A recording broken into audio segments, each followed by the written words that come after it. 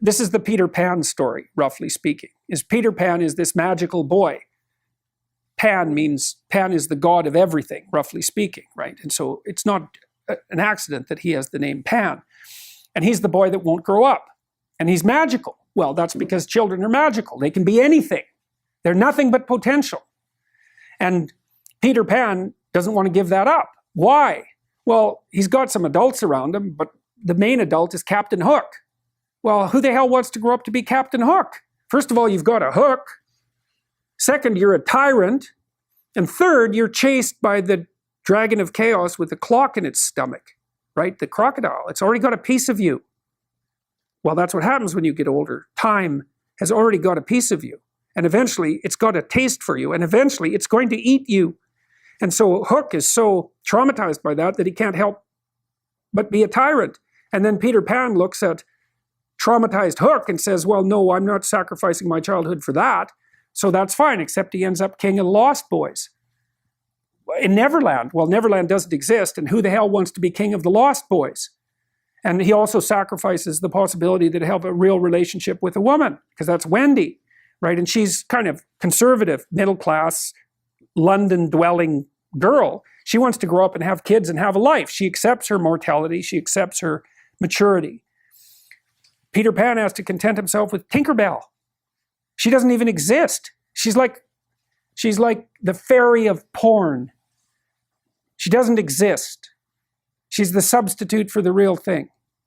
And so, but the dichotomy that you're talking about is very tricky because there's a sacrificial element in maturation, right? You have to sacrifice the pluripotentiality of childhood for the actuality of a frame. And the question is, well, why would you do that? Well, one reason is it happens to you whether you do it or not. You can either choose your damn limitation, or you can let it take you unaware when you're 30, or even worse, when you're 40. And then that is not a happy day. And I see people like this, and I think it's more and more common in our culture because people can put off maturity without suffering an immediate penalty. But all that happens is the penalty accrues. And then when it finally hits, it just wallops you, because when you're 25, you can be an idiot. It's no problem. Even when you're out in a job search, it's like, well, you don't have any experience and you're kind of clueless. It's, yeah, you're young. It's no problem. That's what young people are like, but they're full of potential. Okay, well, now you're the same person at 30. It's like people aren't so thrilled about you at that point. It's like, what the hell have you been doing for the last 10 years? Well, I'm just as clueless as I was when I was 22. It's, yeah, but you're not 22. You're an old infant, right? And that's an ugly thing, an old infant.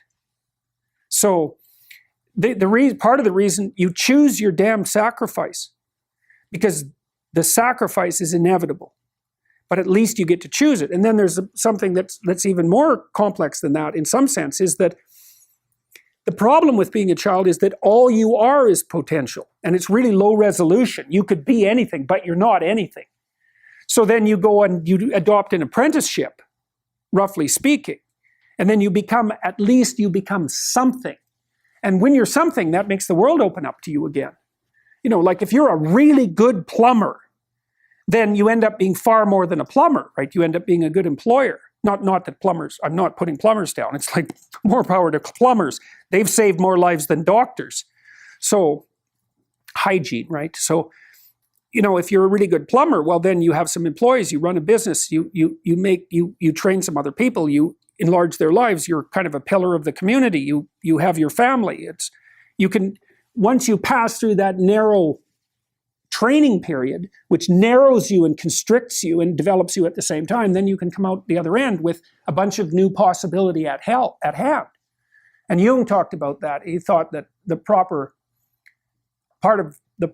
path of development in the last half of life was to rediscover the child that you left behind as you were apprenticing. And so then you get to be something and regain that potential at the same time.